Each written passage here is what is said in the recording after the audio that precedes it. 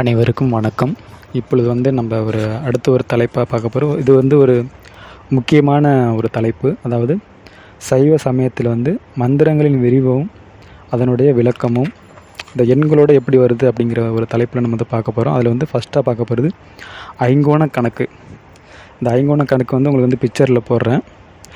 இந்த ஐங்கோணத்தில் ஓம் நமச்சிவாய் என்ற எழுத்துக்கள் போடப்பட்டிருக்கிறது. அதன் விவரம் என்ன, அதன் பொருள் என்ன என்பதை நம்ம தெரிந்து கொள்ள வேண்டும்.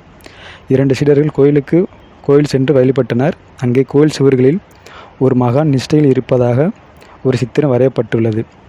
அவருக்கு முன்னால் ஒரு ஐங்கோண வடிவம் உள்ள ஒரு சக்கரம் வரைந்து அந்த கோணத்துக்குள் ஓம் நமச்சிவாய் என்று 5 எழுத்துக்கள் எழுதியிருந்ததை சீடர்கள் இருவரும் பார்த்து அதை பற்றி பலமுறை சிந்தித்து பார்த்ததில் ஒன்றும் விளங்கவில்லை. அதன்பின் இந்த விவரத்தை நம் குருநாதரிடமே கேட்டு தெரிந்து கொள்ளலாம் என்று அந்த சீடர்கள் 2 பேரும் கோயில் சுவாமியை தரிசனம் செய்துவிட்டு தங்கள் ஆசிரமத்திற்கு குருநாதரை வணங்கி நின்றனர். குருநாதர் சீடர்களை பார்த்து ஏதோ சொல்ல விரும்புவதாக தெரிகிறது, என்ன என்று கேட்டார்.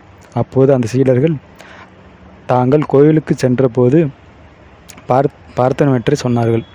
ஒரு மகான் முன்பு ஐங்கோண சக்கரமும் அதனுள் ஓம் நமச்சிவாய் என்ற எழுத்துக்கள் இருப்பதை பார்த்தோம். ஆனால் எங்களுக்கு அதன் விளக்கம் எதுவும் தெரிந்து கொள்ள முடியவில்லை. ஆகவே தாங்கள் அதன் விளக்கத்தை சொல்ல வேண்டும் என்று குருவிடம் வேண்டினார்கள். குருவும் சிறிது நேரம் மௌனத்திற்கு பின் சீடர்களுக்கு விளக்கம் சொன்னார். சீடர்களை உட்கார சொல்லி அதன் விளக்கம் சொல்ல ஆரம்பித்தார். ஐங்கோணம் ஒரு கணக்குப்படி வரைக்கப்பட்டிருக்கிறது. ஆனால் அளவுகள் எதுவும் இல்லை. ஒவ்வொரு கோணத்துக்குள்ளும் ஒவ்வொரு எழுத்துக்கள் எழுதி வைத்திருக்கிறார்கள். இந்த 5 எழுத்துக்களுக்கு பின்னால் ஓர் மர்மமே பொதிந்துள்ளது. அவற்றை தெரிந்து கொள்ள நீங்கள் க உ ரு ஏ ஆ என்ற இந்த 5 எழுத்துக்களை பற்றி தெரிந்து கொள்ள வேண்டும். இந்த எழுத்துக்கள் என்ன என்று சீடர்கள் குருவிடம் கேட்டபோது அது தமிழ் எழுத்துக்கள் என்று கூறினார். ஆனால் இந்த தமிழ் எழுத்துக்களாலும் இது தமிழ் இலக்கணத்தை குறிக்கிறது என்றால் உங்களுக்கு ஆச்சரியம் இருக்கிறது. தமிழ் இலக்கியங்களை தமிழர்களை மறந்துவிட்டார்கள். எங்கும் தமிழ், எதிலும் தமிழ், ஆட்சி மொழி தமிழ், பள்ளிகளில் தமிழ், கோயில்களில் தமிழ், அர்ச்சனை பெயரில் பலகைகளில் தமிழ் என்று முழக்கமிடுகிறார்கள். ஆனால் தமிழ் இலக்கியத்தை மறந்துவிட்டார்கள். கா என்றால் 1, உ என்றால் 2, ரு என்றால் 5, ஏ என்றால் 7, ஆ என்றால் 8 என ஆகிறது. அடுத்து ஆகவே கா உ ரு ஆ ஏ என்பது 1, 2, 5, 7, 8 என்ற இலக்கத்தை குறிக்கும். க உ ரு ஏ ஆ என்ற எழுதி இது என்ன என்று கேட்டால் யாருக்கும் தெரியாது. நீங்கள் சொன்னது போல் தமிழ் எழுத்து என்று சொல்லிவிடுவார்கள்.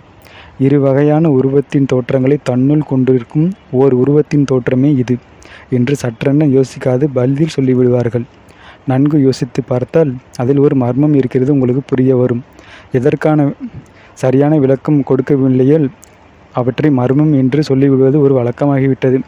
ஆகவே படிப்பவர்களை நீங்கள் அதன் விளக்கத்தை தெரிந்து கொள்ள ஆவல் கொண்டு என்னிடம் கேட்டதற்கு மிகவும் மகிழ்ச்சி அடைகிறேன்.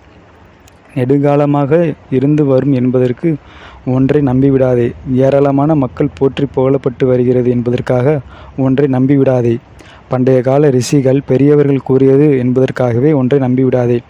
எந்த பொருளையும் நீ கூர்ந்து கவனித்து ஆராய்ந்து பார்த்து அது பகுத்தறிவுக்கு பொருத்தமானதாக இருந்தால் மட்டும் நம்பு என்று கௌதம புத்தர் கூறியபடி எதையும் தீர விசாரித்து அறிந்துதான் சரியான முறையில் செயல்பட வேண்டும். எண்ணும் எழுத்தும் கண்ணே தகு என்றார் ஔவையார்.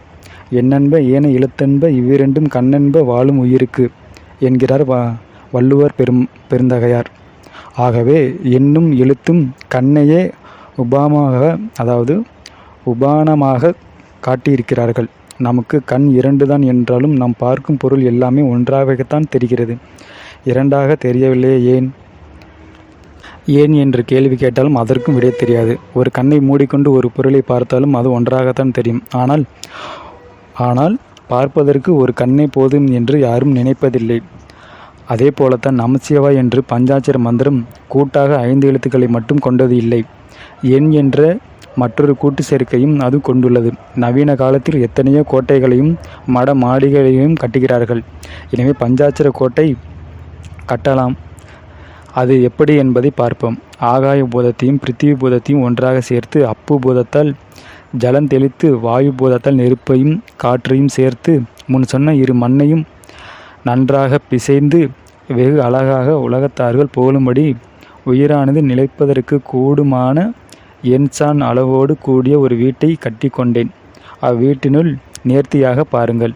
தச்சனை கொண்டு ஒவ்வொரு முழு அளவையும் 2 கால்களையும் நடுவித்து வட்டமாக பலகை ஒன்றை அந்த கால்களில் சேர்த்து ஒழுங்காக மரக்காம்பை நடுவே நட்டு அதற்குள் விரிசு கோல்களை அடுக்கி 3 சுடராகிய நெருப்பு குளங்களை நாட்டி அடைத்தூண் நட்டு அவற்றை கூர்மையாக்கி பின்னர் மேல கட்டகமாக கட்டுகின்ற மச்சு வீட்டை கட்ட வகை தெரியாமல் அது கட்டுவதற்காக 6 ஆதாரங்களில் பரவுவதான வாசியை கொண்டு மேலே சொன்ன வீட்டுக்கு ஓட்டுப்பலகை முட்டுப்பலகை மோட்டு வளையம் திருகாணி விட்டத்தின் மேல் நின்று விழாதபடி கைமரம் முட்டும் கால் வட்டமாகிய முக்காணி காலாணி இவற்றை எவ்விதமான பூட்ட வேண்டுமோ அவ்விதம் பூட்டி நாதவிந்துக்களை சகாயம் கொண்டு இங்கனம் செய்தமையால் வேதாந்த வீடாட்சி இந்த தேகமே.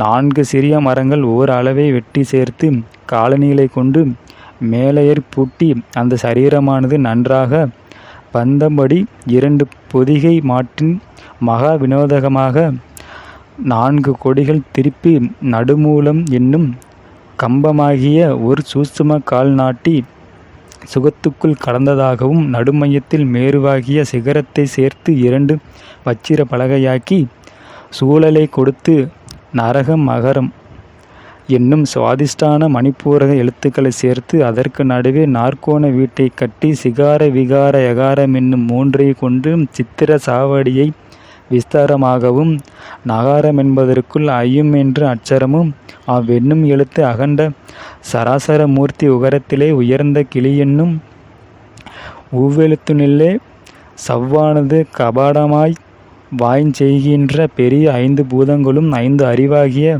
குஞ்சர வீட்டினில் இந்த பஞ்சாட்சரத்திற்குள் வளர்கின்ற 50 எழுத்தும் அடங்கிய ஆனந்த அலங்காரமே மாளிகை உயிர் என்னும் பட்டணத்தில் இருக்கிறது. இதுதான் இந்த எப்படி இந்த ஐங்கோண கணக்கும் அந்த சரீரத்தில் எப்படி வீடாக அமைஞ்சிருக்குங்கிற கணக்கும் நம்ம பார்த்துருக்கோம். மீண்டும் அடுத்த ஒரு தலைப்பில் சந்திப்போம். நன்றி, வணக்கம்.